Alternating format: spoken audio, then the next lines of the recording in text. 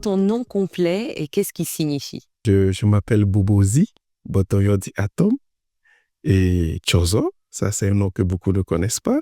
Mais Bobozi, en ma langue locale, je suis togolais, Kabyé, et du Grand Nord. Donc, Bobozi veut dire demander. Le Kabyé, je ne peux pas dire le Kabyé, c'est un peu un nomade, mais le Kabyé naît dans des montagnes et il faut sortir des montagnes pour avoir des sols cultivables. De temps en temps, les gens cherchaient à revenir chez eux. Donc, c'était un slogan. Il faut toujours demander quand on arrive quelque part. Mon prénom, c'est Botoyodi Atom. Cela veut dire qu'on n'a pas parlé de qui. On parle de tout le monde parce que mon papa a épousé une femme d'un militaire qui était emprisonné. Oui, donc ma maman s'était mariée à un militaire qui a eu des problèmes dans l'armée. On l'a enfermé. Mon papa a croisé ma maman, elle lui a plu et il a décidé de l'épouser. Et du coup, quand on a mis au monde ma sœur, les gens commençaient par bavarder. Oui, le papa, tu as pris la femme d'un prisonnier. Donc, quand je suis venu au monde, il a dit, malgré ça, ma femme m'a donné un deuxième enfant. Je l'appellerai Podaya Diatom. Cela veut dire, on n'a pas parlé de qui, on parle toujours de quelqu'un, mais avançons. Et mon nom, Chozo, c'est ma maman qui me l'a donné. C'est pour dire mon grand-papa, parce que j'incarne beaucoup mon grand-papa. Waouh, toute cette histoire! Tu me dis que tu es du Togo, oui, Kabyé, du Nord. Qu'est-ce que... Parce que tu m'as dit, vous êtes un peu des nomades, vous êtes dans les montagnes. Qu'est-ce que c'est que d'être Kabyé? Oui, mais quand vous allez voir l'histoire du Kabyé, et on dit oui, les Évé sont venus de l'Est, on dit les Fonds sont venus du Ghana, et beaucoup d'ethnies ont trouvé des repères d'où ils sont venus, mais on n'a pas vu d'où vient le Kabyé. Et certains disent que le Kabyé est tombé du ciel. Parce que quand vous allez dans nos montagnes, on a une pierre sacrée sur laquelle vous allez voir les pieds enfoncés dans du granit. Donc c'est pour dire que ça n'a pas été fabriqué. On s'est demandé d'où vient. Donc on dit ça. C'est là où le premier Kabyé est descendu et c'est les traces qu'il a pu laisser. C'est vrai, après, dans les réflexions, les gens disent que le Kabyé vient du Soudan du Nord, du Soudan du Sud. Mais jusqu'ici, l'ethnie Kabyé reste une ethnie non élucidée réellement en termes de d'où vient le Kabyé. Donc, c'est un peu ça. Notre racine, c'est dans les montagnes du Grand Nord Kabyé. Là, on appelle les montagnes de Lama, Kara. Et donc, dans ces montagnes, on a un manque de sol. Donc, c'est dans les cailloux, vous voyez, on sème le maïs. Quand on dit la culture en escalier, c'est notre système parce que quand il pleut sur la montagne, ça racle tout. Mais en faisant les escaliers, ça évite que le sol, au fil du temps, le Kabyé devait sortir des montagnes pour trouver des sols où cultiver, nourrir la famille. Donc, et aujourd'hui au Togo, partout où vous arrivez, vous allez voir un Kabyé. Partout, vous allez voir un Kabyé. On est courageux, cultivateur, et je dirais le Kabyé est très accueillant. Dans quel type de famille est-ce que tu as grandi? J'ai grandi dans une famille polygame. Mon papa a 9 femmes, nous sommes 24. Et je dirais que je suis le 17e, hein, si j'ai belle mémoire. Donc, ma maman nous a mis au monde, moi, ma sœur et moi. Et après moi, on a fait 3 jumeaux, c'est des garçons. Donc, après ça, elle est décédée quand j'avais 6 ans. Donc, Ta mère est décédée quand tu avais 6 ans. Et comment ton père était encore là? OK. Donc, ma maman est décédée quand j'avais 6 ans, mais mon papa, c'est quelqu'un qui aimait beaucoup ses enfants. Pourquoi il a décidé d'avoir 24 enfants et 9 femmes? Mon papa, son grand-papa a mis au monde, mon papa et ses frères et ses sœurs, tous sont morts, sauf mon papa. Et donc, pour lui, pour que son nom ne s'éteigne pas, il a voulu mais avoir beaucoup, beaucoup d'héritiers, avoir beaucoup d'enfants, pour que le nom de son grand-papa ne s'éteigne pas et que lui aussi, son nom ne s'éteigne pas. Donc, c'est ce qu'il nous a expliqué parce que même avant qu'il ne meure, il a regretté de nous avoir fait beaucoup, mais il a fait... Je suis très reconnaissant envers mon papa parce que malgré qu'il était polygame, il n'acceptait pas que ses enfants quittent sa famille. La femme peut se fâcher, elle part, mais elle laisse son enfant. Très tôt, le papa, c'est quelqu'un qui a beaucoup aimé la famille. Il nous a inculqué de bonnes choses, mais c'est un regret qu'il soit parti très tôt.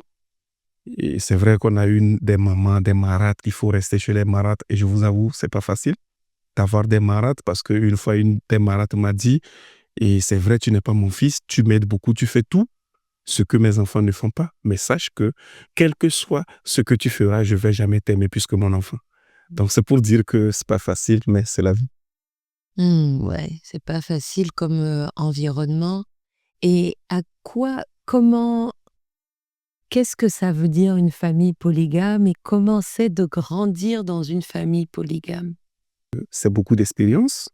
Je ne souhaite pas à quelqu'un de grandir dans une famille polygame, mais j'avoue que ça forme. Et parce qu'au jour d'aujourd'hui, je ne peux pas prendre plus de 5 minutes pour manger. Pourquoi?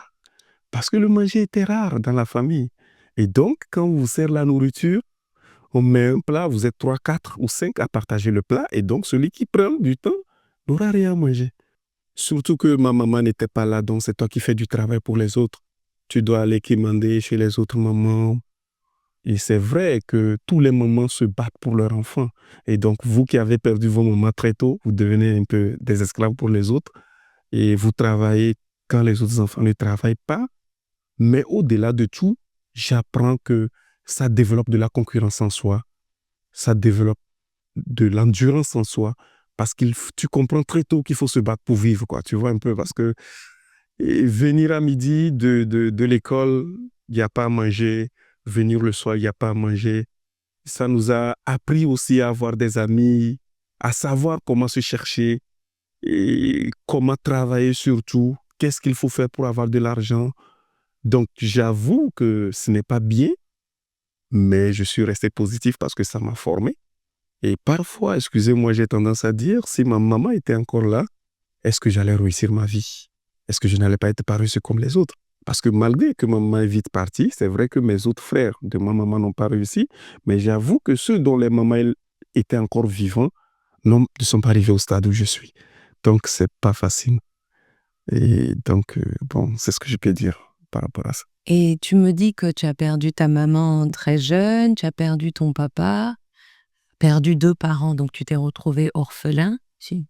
Qui t'a élevé ensuite? Après le décès de ma maman, je pense que c'est la première femme du papa qui m'avait pris parce que c'est moi qui lavais les assiettes, c'est moi qui ramenais les moutons à la maison, c'est moi. Du coup, je m'accrochais aux endroits où il faut travailler pour avoir de l'argent et pour trouver du manger. Je suis très à l'aise à laver vos assiettes, je suis très à l'aise à aider. Et donc, j'aidais beaucoup la première femme de mon papa, je lavais les assiettes. Donc, au cours des funérailles du papa, le premier fils de notre papa, dont la maman est la première, a constaté qu'à chaque fois, il venait fraîchement de la France.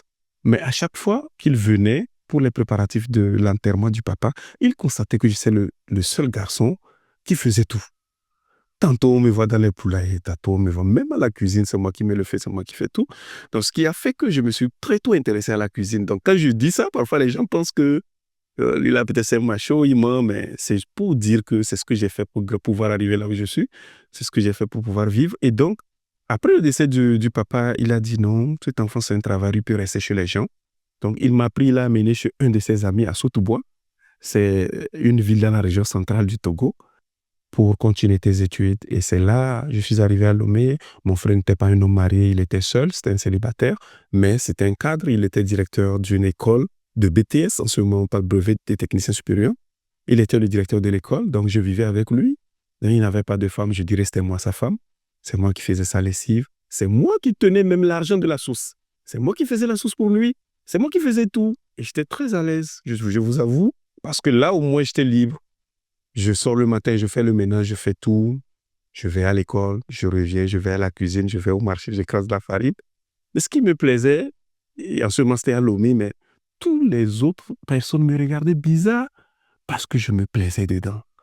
Et tu sentais en moi quelqu'un qui est épanoui. Mais d'autres trouvent que non, mais écoute, tu es un esclave, on te triche, on te fait ça. Mais moi, j'étais très à l'aise parce qu'ils n'ont pas vu ce que moi j'ai enduré pour arriver là. Donc, et c'est un peu ça. Excuse-moi, mais Il n'y a pas de problème. c'est pour ça, il dit, je suis trop émotionnel parfois quand je... Bon, c'est un peu ça. Peut-être que je suis allé trop loin dans mes réponses. Là. Il n'y a pas de problème. Alors, tu as dit tellement de choses. Il y a quelque chose que tu as dit que je retiens et je vais te demander un peu pourquoi c'est ce que tu as pensé. Tu m'expliquais que tu étais chez ton grand frère et ton grand frère était encore célibataire à cette époque-là. Il n'avait pas de femme. Et que toi, du coup, tu étais un peu sa femme parce que tu faisais la cuisine. Voilà. Qu'est-ce que ça veut dire pour toi et par rapport à la société togolaise, mais surtout pour toi? Qu'est-ce que c'est que d'être une femme et qu'est-ce que c'est que toi d'être un homme togolais? Je dirais que j'ai appris de tout. parce qu'aujourd'hui, je n'ai pas dit que je suis féministe, mais c'est pour dire que dans la famille togolaise, la femme est celle qui garde le foyer. La femme est celle qui prend soin des autres. La femme doit prendre soin de son mari, doit prendre soin de ses enfants. C'est elle. Elle est un peu comme, je dirais pas une mathématicienne. Le temps que j'ai passé avec mon frère m'a appris à respecter une femme. Vous savez, c'est pas facile au cours de la semaine de faire le schéma de ce que ta famille doit manger. Même si on te donne 100 000 pour le mois, aujourd'hui tu as préparé la pâte, quelle sauce tu vas faire? Demain, qu'est-ce que tu vas faire? Donc, je veux dire que, bon, c'est pas que parfois les femmes se sous-estiment, mais je trouve qu'ils ont trop de talent. Parce que là, j'ai vécu beaucoup de choses. Tu ne peux pas faire les mêmes plats.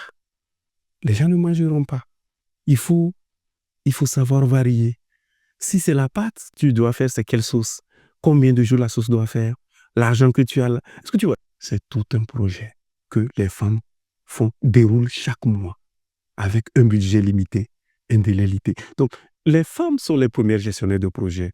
C'est vrai, aujourd'hui, tout le monde enseigne, gestionnaire expert et tout, mais prenez une femme qui a éduqué plus de 3 à 4 enfants, asseyez-la, discutez avec elle.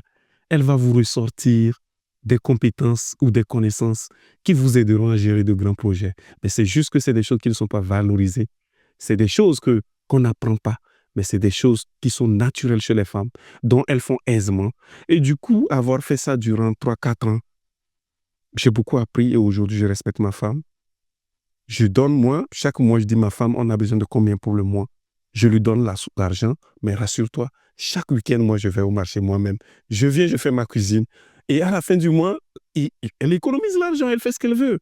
Donc, je l'apprécie. Et parfois, comme je suis habitué avec la cuisine, moi, je peux revenir un soir et dire non, madame, je sais que tu as cuisiné, mais moi, je veux manger telle sauce, je ne vais pas te déranger, laisse-moi aller à la cuisine. Bon, ma femme et moi, on s'entend tellement bien que parfois, elle ne veut pas que j'aille à la cuisine. Ça, c'est un truc interne entre nous. Parce qu'à un moment donné, elle ne se sentait pas trop valorisée. Parce qu'elle dit, qu'est-ce que je vais faire pour te faire plaisir? Si toi-même, tu fais la cuisine, tu fais tout. Donc, tu vois, donc. Mais c'est pour dire que c'est comme ça que nous définissons la femme. Elle est au centre de tout. Et c'est pour ça que vous allez voir dans la vie, les hommes sont infidèles. Mais aucun homme n'accepte que sa femme soit fidèle. Parce que pour nous, une femme, c'est une richesse. Mais peut-être que on ne le montre pas suffisamment à nos femmes. Sinon, moi, là où je suis, la seule chose que tu peux prendre que je ne peux jamais te pardonner, c'est ma femme. Ça, on ne touche pas du tout. Et ma famille le sait. Vous pouvez tout dire, mais n'approchez pas de ma famille. Point final. C'est moi qui ai fait mon choix, j'assume, puis ni vu ni connu. Je n'aurai pas de problème, je vais demander votre avis, donc arrêtez. C'est ma femme. Un point, c'est tout. Et j'ai eu des difficultés par rapport à ça, parce que quand j'ai pris ma femme, d'abord les gens m'ont dit, et tu as attendu durant longtemps, c'est ça que tu as vu pour prendre femme? Oui, mais c'est mon choix. Et donc, je t'explique. J'étais dans une maison avec un professeur d'université. C'était de petites villas. Et quand je suis rentré dans la maison, bon, il y a le gaz, il y a le congélo, on a Canal+, j'ai équipé tout pour ma femme. Parce que dès qu'on s'est connus, ça n'a pas pris du temps, elle est tombée enceinte, donc elle devrait rester à la maison. Donc, je voulais m'assurer qu'elle soit dans de bonnes conditions. Donc, la femme du professeur n'avait pas ces conditions. C'était un professeur d'université, mais les gens ont cette tendance-là de faire souffrir les femmes, que pour lui, sa femme doit préparer sur le charbon, et sa femme ne doit pas avoir le congélo pour conserver les sauces. Du coup, quand je commençais par mettre à l'aise ma femme, les petits problèmes ont commencé. Quand tu passes, tu entends au murmure. Et après, quand ma femme était tombée enceinte, et c'était difficile pour elle, donc j'ai dû prendre une jeune fille pour aider la maison parce que à ce moment, on faisait la mise en œuvre des programmes dans les sites. Donc, il y avait des jours où je dormais, je ne revenais pas. Donc, il fallait quelqu'un à la maison. J'ai demandé à mon petit frère qui était dans une ferme, est-ce qu'il n'y a pas une jeune fille qui cherche de l'argent ou qui veut ouvrir une coiffure et tout, qui a besoin de rester quelque part, économiser l'argent et après aller ouvrir. Donc, on m'a présenté une jeune fille qui est venue, qui aidait ma femme. Mais bizarrement, la femme du professeur d'université est devenue jalouse de ma femme. Et ma femme souffrait beaucoup. Quand je reviens du service, c'est moi qui cuisinais. Donc, je fais parfois la cuisine, je prépare pour ma femme, je fais tout. Et un jour, je passais, on dit, c'est quel homme ça? C'est quel cabier ça? Est-ce qu'il est cabier même? Probablement, il doit être un garçon du Sud. Un garçon qui prépare pour sa femme, c'est grave. Donc, des commérages comme ça ont commencé. Jusqu'à ce qu'un jour, Et celle qui était là pour aider, chez nous on les appelle les femmes de ménage, quand elle lave mes choses, elle trouve de l'argent. Donc, elle sortait de la chambre quand mon frère a constaté qu'elle avait de l'argent. Ma femme lui a demandé c'est où tu as pris l'argent. Et bon, ma femme voulait prendre de l'argent, elle a fait comme ça, elle est sortie. Et ma femme m'appelle de venir, elle est sortie, elle s'est fâchée comme ça, elle est sortie. Donc de venir voir, j'arrive, je ne la vois pas, je dis elle est où qu'elle est sortie. Et je suis resté à la maison jusqu'à 22h, elle n'est pas venue. Quand elle est venue, je dis mais tu viens d'où? Et quand elle est venue, le voisin, le professeur d'université aussi rentrait. Donc j'ai compris qu'ils sont sortis ensemble. Mais j'ai pas fait de problème. Le lendemain matin, elle a disparu. Et c'est là qu'on m'appelle, je suis resté comme ça. Et on m'appelle on me cherche à la gendarmerie. Et j'arrive à la gendarmerie, on me dit, est-ce que tu as une jeune fille chez toi qui n'est pas là, qui a disparu? Je dis, effectivement, j'ai une jeune fille qui est sortie, mais j'ai appelé sa tante et je suis allé à la police d'à côté pour dire que c'est comme ça, elle est sortie toute la journée, je ne l'ai pas vue. Et même le commissaire qui était là m'avait dit que, comme elle a 15 ans, 16 ans, probablement l'adolescente, peut-être quelqu'un l'aurait trompée, qu'elle est dans le quartier. Mais comme j'ai dit, d'attendre le 3e jour, si ça ne va pas, d'aller à la police et aller à la radio pour le faire. Le lendemain, la brigade m'appelle. J'arrive, le brigadier me dit, oui, et tu as pris une fille de 15 ans, moins de 16 ans chez toi, que ta femme maltraite, et qu'on a dit que ta femme tape cette dernière. Mais je te dis, si on te montre, moi, ma femme, elle est courte de taille. Si on te montre cette dernière et ma femme, tu n'auras pas besoin de dire qui tape l'autre. Que oui, je suis resté là-bas de 7h jusqu'à 21h. Et je demande de quoi vous me jugez au fait. Que oui, c'est le procureur qui a appelé, qu'il était très fâché, qu'il y a un monsieur qui a amené cette petite-là parce que elle a vu que je maltraite ma femme maltraite. J'ai dit, et ta femme est où? J'ai dit, non, c'est ma femme, c'est moi qui ai pris ma femme. S'il y a quelque chose sur ma femme, c'est moi. Donc, incriminez-moi, laissez ma femme de côté. Comme elle est partie comme ça, j'avais demandé à ma femme d'aller rester chez sa maman parce que j'ai compris qu'il y avait un complotage à la maison et que l'ambiance n'était pas du tout bonne. Donc, elle n'a qu'à aller rester chez sa maman. Je suis resté là-bas jusqu'à 21h. Et c'est là que le CB est venu dire, mon frère, tu es un responsable. Et c'est là aussi que j'ai compris qu'on n'a pas de famille. Parce que tout le monde te laisse. Les gens te voient, ils font semblant de t'aimer, mais ils attendent que tu aies des problèmes pour qu'ils célèbrent leur joie, quoi. Je suis resté là-bas. Les gens ont appris que je suis là. Bon, personne n'a fait un effort pour comprendre ce qui se passe. Et là, le CB m'a dit, mon frère te voit, je pense qu'on te triche.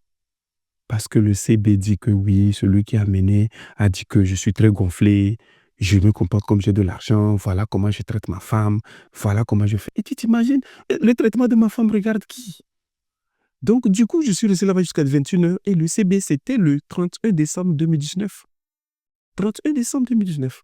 J'ai appelé, j'avais un collègue procureur au niveau central avec qui je vivais dans la même maison avant quand j'étais célibataire. Je l'ai appelé, il m'a dit non, et mon frère, tu sais, on est à la fin de l'année, pour moi que on ne sait pas s'il a reçu une enveloppe, sinon tel que je te connais, tu n'es pas quelqu'un qui fait du mal. Je lui ai tout expliqué, tu n'es pas une personne violente. Je lui ai promis même qu'il prend garantie sur moi de me laisser aller fêter, après on va résoudre le problème. Ils ont refusé. Et il m'a dit, le fait qu'il a refusé, c'est que c'est sérieux. Et le CB me dit, on dirait qu'ils ont pris la latitude de te fatiguer. Mais si tu as quelqu'un qui peut dénouer le problème, prends ton portable. Parce qu'ils avaient pris mon portable, prends ton portable, appelle. J'ai pris mon portable, j'ai appelé un frère. En 5 minutes, le commissaire, le chef divisionnaire de la gendarmerie est arrivé. Il dit, mon frère, tu es où? Je dis, c'est moi. Qu'est-ce que tu as fait? J'ai expliqué. Mon frère, prends ta moto, pars. Le procureur, là, s'il vient, il t'appelle, là, dis-lui, va. Il ne va plus rien te faire. Un père de famille, un responsable de service. En ce moment, j'étais déjà directeur de programme. Mon institution est reconnue. Donc, en quoi est-ce qu'on veut que je dorme ici? Et le CB dit, mais un 31 décembre, lui ne peut pas me faire dormir. Ça n'a pas de sens. Parce que l'histoire n'a pas de tête, n'a pas de queue. Je rentrais chez moi à 23h. Et j'avoue que la jalousie, vous savez, quand on dit quelqu'un est sorcier, je dirais que la jalousie, c'est le nœud de tout le problème. Je suis sorti, j'arrive à la maison, il a mis la musique, le voisin a mis la musique, que lui va enfermer les gens. Il ne savait pas que je suis venu, il ne savait pas que j'étais dans ma chambre. Que les gens sont là, ils se gonflent, ils disent qu'ils font comme ils ont de l'argent, je vais les enfermer. Donc, il a pris la petite, il a amené la petite pour garder chez un de ses frères. Donc, quand ils ont su que la gendarmerie m'a libéré, ils ont pris la petite pour amener dans un orphelinat. pour négocier, pour dire que oui, on dit, c'est quoi, abus sur mineur, des trucs comme ça. Ils m'ont mis tout. On a fêté. Après la fête, on m'a appelé à la justice. Mais le jour-là, j'étais allé avec ma femme et le procureur dit oui, et combien tu la payes? Et j'ai dit, sa tante elle m'a dit de mettre l'argent de côté pour qu'elle puisse faire la coiffure. Et il me demande combien. J'ai dit, procureur, je ne peux pas te donner combien parce que je sais combien le contrat coûte, je sais combien. Et je ne la paye pas à la fin du mois. Ce qui est sûr, je mets de l'argent de côté pour qu'au moment venu, elle puisse faire sa coiffure.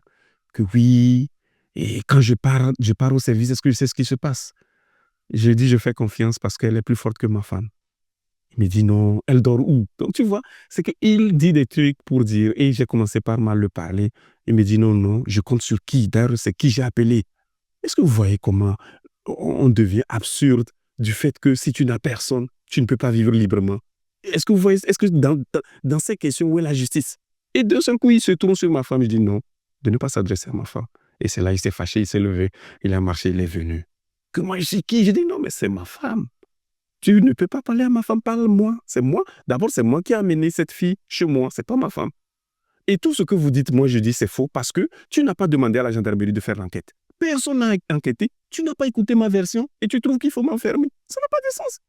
Il est là-bas, il a boudonné, après il me dit de partir. Et je suis parti. Ce n'est pas facile. Ce n'est pas du tout facile. Le changement est difficile. Il y en a qui n'acceptent même pas de voir les femmes libres. Il y en a qui n'acceptent même pas de voir les femmes épanouies.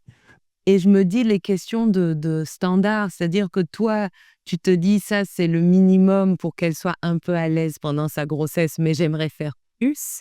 Elle-même, elle doit avoir des ambitions personnelles qu'elle essaye de développer. Et tout autour, ça dérange. Ça dérange. Parce que c'est différent. Ça, c'est différent. Jusqu'à, il va même dire qu'un simple infirmier comme ça. Mais justement, moi, je suis un simple infirmier et tu trouves que je mets à l'aise ma femme puisque toi, un professeur d'université, c'était drôle, quoi. C'était une histoire un peu drôle, mais ça a failli quand même coûter mon avenir, ça, je te jure. Parce que ne serait-ce l'intervention de ce frère, que peut-être je devais aller en prison pour un temps et peut-être sortir après. Donc, c'est juste pour dire que comment la vie est...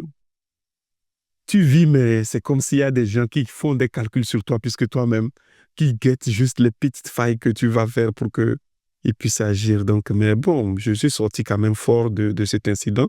Et au jour d'aujourd'hui, c'est ce qui fait que je n'accepte personne chez moi. Je dis, ma femme, on se débrouille. On se débrouille. Il y a quelque chose que tu as dit.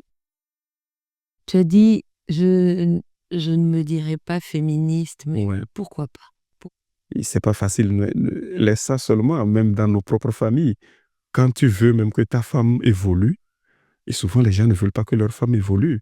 Et ce qui est le vrai problème, c'est que parfois, les femmes qui travaillent déjà ont des difficultés à trouver des maris. Parce que l'homme veut toujours être au-dessus. Une fois, j'ai dit à quelqu'un, moi et ma femme, parfois elle a des difficultés oculaires. Je l'ai connue quand elle était en 3e année de droit. Mais quand elle continue les études, elle souffrait plus. Et moi, je lui ai dit, moi, je ne suis pas un macho de ne même pas s'en faire. Moi, ma famille passe avant tout, on s'entend. Si tu penses que là où tu es arrivé, tu peux faire le commerce, tu peux faire la pâtisserie, tu peux faire autre chose, rassure-toi que moi, c'est pas que je suis orgueilleux, mais mon papa m'a dit, l'homme doit prendre soin de la femme. Donc, prendre soin d'une femme, c'est pas forcément la respecter. C'est ça qu'il faut. Et excuse-moi, peut-être c'est une partie de ma vie que je ne voulais pas raconter. Quand j'étais célibataire, j'ai croisé une femme qui touchait, je dirais, 100 fois mon salaire. Est-ce que tu vois? Mais j'ai vécu avec elle pendant 3 ans. J'ai déménagé de chez moi. J'allais vivre dans sa villa. Elle avait 2 enfants. Elle avait 2 filles. Moi, je n'avais pas d'enfants. Elle me dépassait de 7 ans. Mais quand cette dame, c'est une belle femme, mais elle était très respectueuse. Elle m'aimait plus que mon physique. Je veux dire que c'est quelqu'un qui m'appréciait naturellement. Je n'arrivais pas à comprendre pourquoi cette femme m'a aimé comme ça. Mais je veux dire que je m'adapte et je change. J'ai accepté cette condition et je vous ai vu, une fois, une de mes sœurs a dit à vraiment notre papa à uriner par terre. Et oui, parce que mon avenir est bâclé avec cette femme, parce qu'elle est plus âgée que moi, elle a déjà réussi sa vie. Et moi, je deviens quoi? Donc, ça veut dire que je ne suis plus utile à la famille. Mais c'est une autre histoire. Je ne vais pas rentrer dans les détails. Mais c'est pour dire que c'est pas facile. C'est pas facile. Est-ce que ça veut dire que du coup, dans la société, au Togo, Ouais. l'homme a un rôle et que ce rôle prédéfini, on ne peut pas en sortir. C'est-à-dire que si on n'est pas ça, si on n'est pas ce qu'ils attendent de nous, tous les efforts sont maintenus pour nous reconditionner. C'est-à-dire qu'être dans une relation avec une femme plus âgée qui gagne plus d'argent, on considère que ça fait de... Tu n'es plus vraiment un homme. Que tu fasses à manger, que tu n'es plus vraiment un homme. Que tu mettes à l'aise ta propre femme dans ta propre maison, tu n'es plus vraiment un homme. Mais qui définit... Parce que concrètement, ce que toi tu fais, c'est qui tu es. Oui, exactement. Mais c'est la culture africaine. Et donc, tu vois, un homme doit vivre chez lui. Un homme ne doit pas vivre chez sa femme. N'oublie pas que c'est un débat, c'est un fléau, c'est un combat que les femmes sont en train de mener. Lorsque mon papa a des terrains et qu'il meurt, les femmes n'ont pas droit au terrain. Ils se marient, ils appartiennent à une autre famille. Pourquoi? Parce que pour eux, dans le temps, c'est que, tu vois, allons-y par rapport au nom. Dans combien de cultures ou dans combien de politiques, la femme peut donner son nom à un enfant? Donc, étant donné que c'est l'homme qui donne son nom à son enfant, c'est lui qui garantit la progéniture et l'héritage. Donc, dans ce sens, c'est l'homme qui doit hériter. Mais la femme, non, parce qu'elle appartient à une autre famille. Et elle fera des enfants pour le nom d'une autre personne. Donc ça, c'est juste pour caricaturer un peu la réflexion. Mais j'avoue que les choses peuvent évoluer. Donc c'est un peu ce que je peux dire par Donc rapport à toi, ça. tu contribues à faire évoluer, mais tu estimes que parce qu'il y a tellement de choses à faire, tellement d'obstacles, Ouais. que tu peux pas, tu refuses, en tout cas tu n'es pas prêt à dire que tu es un féministe parce que tu trouverais que c'était s'auto-proclamer. Oui, oui, mais écoute, exactement. Je reviens un peu à mon histoire. Je n'avais pas voulu le raconter en détail. Moi, Émile Boposi, j'ai accepté de vivre avec cette femme. Malgré qu'elle était plus riche que moi, malgré qu'elle avait des enfants, je n'en avais pas. Qu'elle avait déjà une maison. Mais vous savez, les relations ne sont pas bâties sur les biens ou les intérêts, mais sur le respect mutuel, l'acceptation de l'autre malgré ses défauts. Au contraire, souvent, moi, j'ai dit aux gens, je préfère que tu aimes mes défauts que mes qualités. Parce que quand j'accepte tes défauts, je t'assure que je peux vivre avec toi toute ma vie, sans m'en lasser.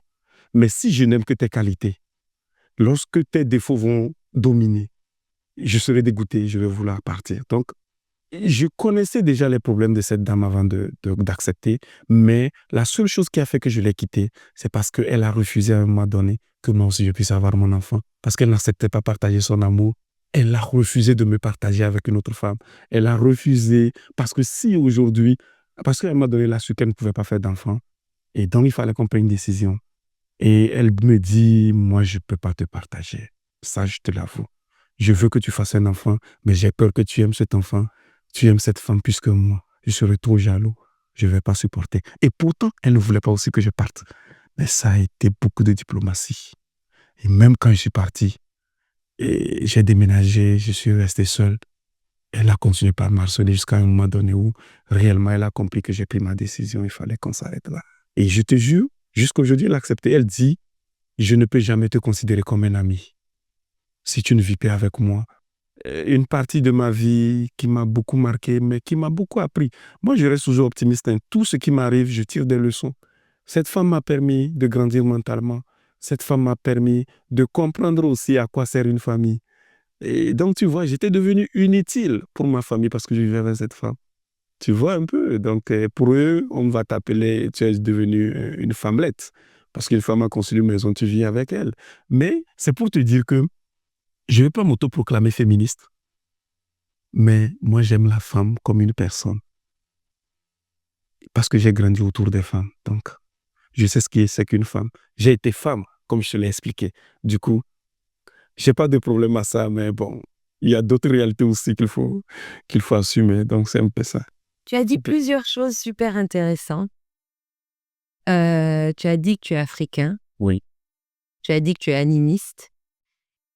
Qu'est-ce que ça veut dire pour toi d'être africain? Et est-ce qu'il y a eu un moment dans ta vie où tu as réalisé que tu étais africain? Très bien. Donc, dans mon parcours, vous savez, je suis resté à Sotoboa, comme je vous l'avais dit. C'est une ville vraiment traditionnelle où il y avait aussi beaucoup de sorcellerie. Tu peux marcher comme ça, tu te tournes la nuit, tu vois le feu qui te suit. Et quand tu t'arrêtes, le feu s'arrête, ça disparaît. Quand tu commences par marcher, le feu, donc. C'est des choses que nous, on a vécues. Les gens n'arrivent pas à croire, mais bon, anyway, peut-être qu'un jour, si on les met dans les mêmes conditions, ils pourront le voir. Donc, ça fait que je crois beaucoup à la tradition. Mais peut-être si aujourd'hui je crois beaucoup à la tradition, je me dis peut-être que je n'ai pas eu un tuteur qui m'a imposé la religion ou qui m'a imposé d'aller à l'église catholique ou d'aller protestant. Je remercie Dieu, mais même si on l'avait fait, je pense que je devais retrouver ma route. Donc j'étais au lycée, je dirais que j'allais à l'église comme tout autre élève. Et je vais vous raconter une scène une fois. Comme je vous l'avais dit, je n'avais pas de l'argent pour manger à l'école et tout et tout. Et à la veille du probatoire, mon tuteur ne m'avait pas payé le bic, ensemble géométrique, rien. Et le lendemain, je devais aller écrire. Je n'avais même pas de bic, au fait. Mon bic était fini. Et le dimanche, je me suis déjà décidé d'aller à l'église. En partant, j'ai trouvé 10 francs quand je nettoyais la chambre de mon frère. Et dans ses poches, j'ai trouvé 10 francs. Et j'ai pris les 10 francs. Sur la route, j'ai commencé par prier. Et j'ai dit que Dieu fasse que je réussisse. Et que Dieu mette sur ma route une personne qui peut me donner au moins 100 francs ou 150 pour que je puisse payer le bic. Et je faisais cette prière-là jusqu'à ce que je suis rentré à l'église. Et la messe a commencé. Au moment de la quête, il y avait un handicapé qui était assis à côté de moi.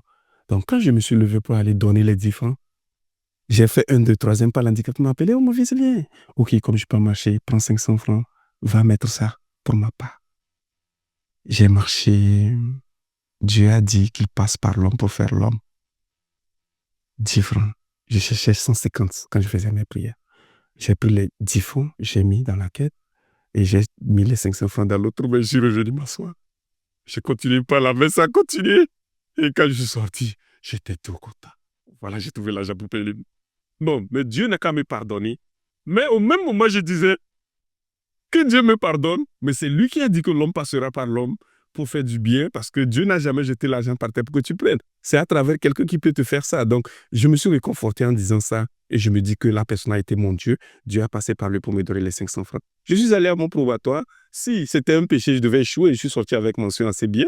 J'avais eu 13, 14 de moins. Donc, du coup, je me suis dit, là, je n'ai rien fait de mal. Et c'est une histoire que je raconte chaque fois aux gens. Vous savez, rien ne tombera du ciel. Dieu passera par quelqu'un pour te faire quelque chose. Sois poli, respecte les gens, écoute, saisis les opportunités qu'il t'offre. Et j'avoue que c'est ce que je vis aujourd'hui. Donc, c'est bon, c'est une histoire que je raconte déjà. Dit non, tu es mauvais. Pourquoi? Maintenant, peut-être l'handicapé voulait lui aussi faire son offrande. Voilà que tu as pris son offrande. Je dis voilà, l'offrande que nous faisons, c'est pour les pauvres. Et donc, j'en suis un. Donc, c'est juste pour dire que quand j'ai eu mon bac et tout, je suis venu, les difficultés de l'université. Parfois, tu peux aller chez des oncles qui vont voir ton étoile, ne vont pas vouloir que tu aboutisses, qui ne vont pas te montrer le vrai chemin. On va te mettre quelque part, tu vas faire des sacrifices qui ne répondent pas à ta racine ou à ton incarnation. Donc, c'est pour dire que c'est un chemin qui est périlleux, ce qui fait qu'au jour d'aujourd'hui, les gens préfèrent aller dans les églises pasteurs parce que je ris parfois quand un pasteur à la télé dit oui, je veux couper les racines de tes aïeux. Oui, ils sont des sorciers. Oui, la sorcellerie existe. Mais nous avons aussi une destinée. Nous avons aussi certaines réalités. Et souvent, je le dis, c'est vrai, on a longtemps critiqué la culture africaine parce qu'elle n'est pas écrite. Mais elle se transmet spirituellement. Elle se transmet à travers les gènes. Et je vous assure, vous allez voir un enfant qui ne sait pas comment les cérémonies se passaient parce que de lignée à lignée, on n'a pas transmis. Mais un beau matin comme ça, tu vas le voir, il va refaire ça. Comme si... Vous voyez, donc c'est pour dire que la tradition orale, elle est plus forte que celle qui est écrite. Mais personne ne peut le savoir. Alors, ma dernière question, c'est qu'est-ce que tu aimes le plus dans le fait d'être africain?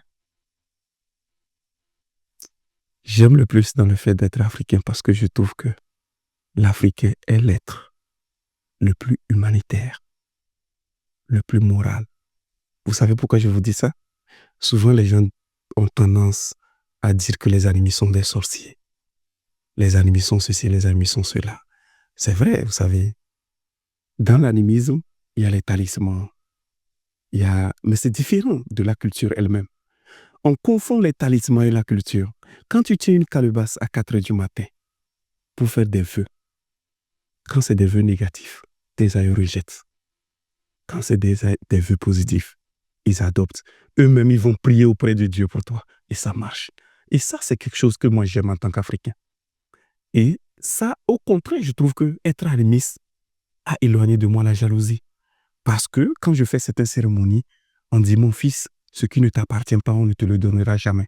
Même si quelqu'un force à te le donner, nous, on va taper, ça va tomber. Et ça, c'est quelque chose qui me rend fier parce que je dors tranquillement la nuit. Je ne suis en concurrence avec personne. Parce que mes aïeux me disent ce qui est. C'est pas ça, nous, on a préparé pour toi. C'est pas ça, c'est pas pour toi, ne force pas. Et ça me permet de bien vivre. Je vis tranquillement. Je vis tranquillement. Même mes enfants, quand ils font des choses, je sais ce qui se passe. Donc, ça, c'est être un vrai Africain. Merci beaucoup. Merci aussi à toi. Merci.